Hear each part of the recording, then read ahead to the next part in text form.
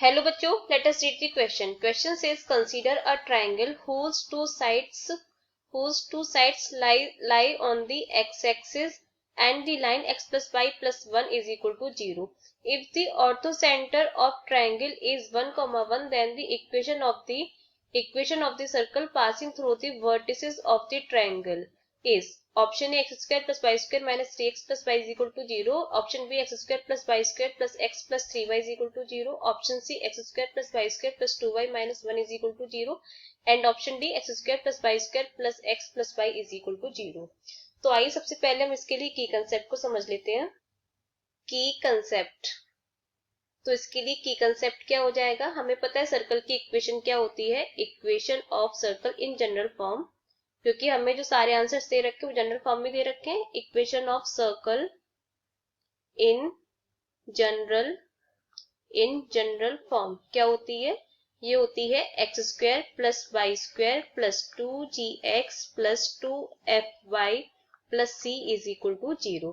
और इसके अलावा ऑर्थो सेंटर क्या होता है. यहाँ पे हमें ऑर्थो सेंटर भी दे रखा है. तो ऑर्थो सेंटर का मतलब होता है orthocentre is equal to the intersection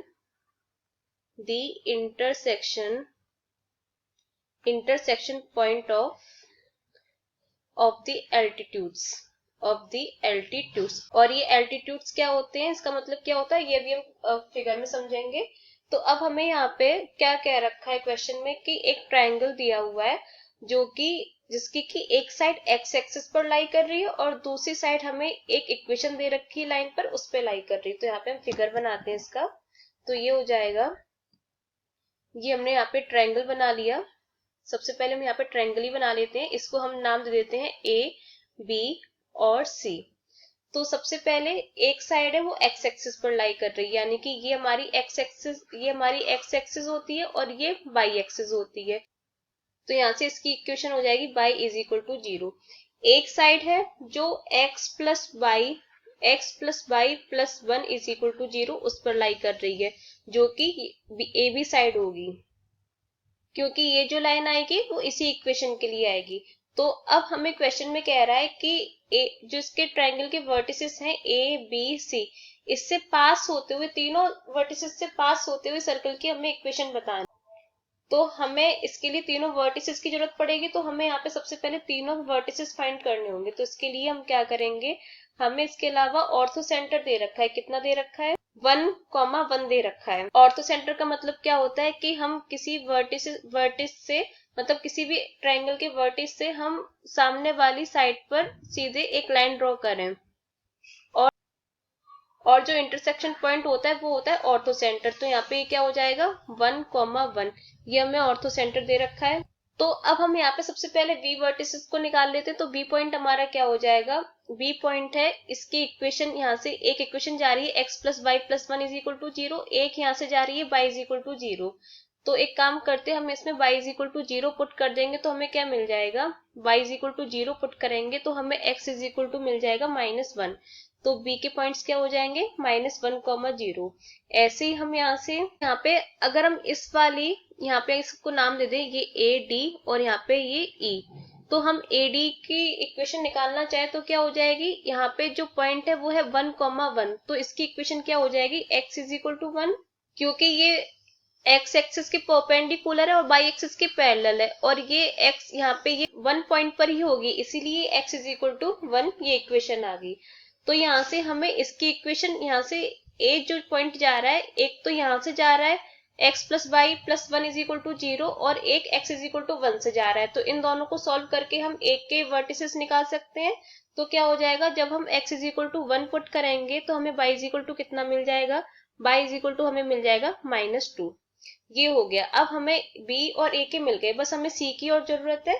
तो यहाँ से हम एक काम करते हैं, हम C पॉइंट को निकालने के लिए हम CE और BC इक्वेशन का यूज करेंगे. मतलब तो इसके लिए हम क्या करेंगे, यहाँ पे हमें AB की इक्वेशन पता है तो इसकी हम स्लोप निकाल लेते हैं, और जो AB है वो CE के परपेंडिकुलर है. तो यहाँ से फिर जो CE की स्लोप होगी वो नेगेटिव रेसिप्रोकल हो जाएगी AB के. तो यहाँ पे हम सबसे पहले AB की स्लोप निकाल लेते हैं. Slope of AB, AB m, इसे हम m बोल देते हैं. तो इसका फॉर्मूला होता है minus coefficient of x upon coefficient of y. तो यहाँ पे कोफिशिएंट एक्स का कोफिशिएंट क्या है, 1 है, और आगे माइनस अपॉन वाई का कोफिशिएंट क्या है, 1। तो m यहाँ से कितना आ गया, -1, किसके लिए, ए बी के लिए। तो यहाँ से सीई के लिए m क्या हो जाएगा, इसके लिए m हो जाएगा, यहाँ पे -1 है तो ये परपेंडिकुलर है तो ये हो जाएगा 1। तो यहाँ से जो 1,1 पॉइंट है वो तो लाइन पर लाई कर ही रहा है, तो 1,1 इसे हम कह देते हैं x1 और इसे y1। तो लाइन की इक्वेशन क्या होती है, y minus y1 is equal to m x minus x1। तो यहाँ पे क्या हो जाएगा, y माइनस y1 की value 1 is equal to m की वैल्यू इसके लिए क्या है, 1 है, और x माइनस 1।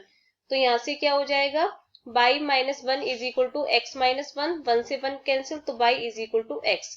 तो इसकी इक्वेशन कितनी आ गई, y is equal to x। C के भी पॉइंट निकाल सकते हैं, तो क्या हो जाएगा, एक है y इज इक्वल टू 0, दूसरी है y is equal to x। तो यहाँ से सी का पॉइंट क्या आ जाएगा, 0,0। ये आ गया। तो अब हमारे पास तीनों पॉइंट आ गए हैं। तो अब हम यहाँ पे सर्कल की इक्वेशन लिखते हैं, क्या हो जाएगी, सर्कल की इक्वेशन क्या है, x square plus y square plus 2gx plus 2fy plus c is equal to 0।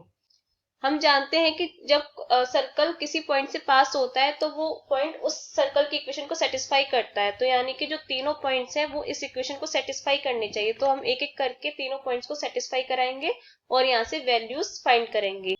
तो यहाँ पे हम सबसे पहले पास कराते हैं सी पॉइंट को। सी पॉइंट अभी हमने कैलकुलेट किया है, क्या है, 0,0। तो क्या हो जाएगा, हम x और y की जगह 0 0 पुट कर देंगे तो हमें यहाँ से सारे टर्म्स 0 हो जाएंगे, बस c इज इक्वल टू हमें 0 मिलेगा यहाँ से।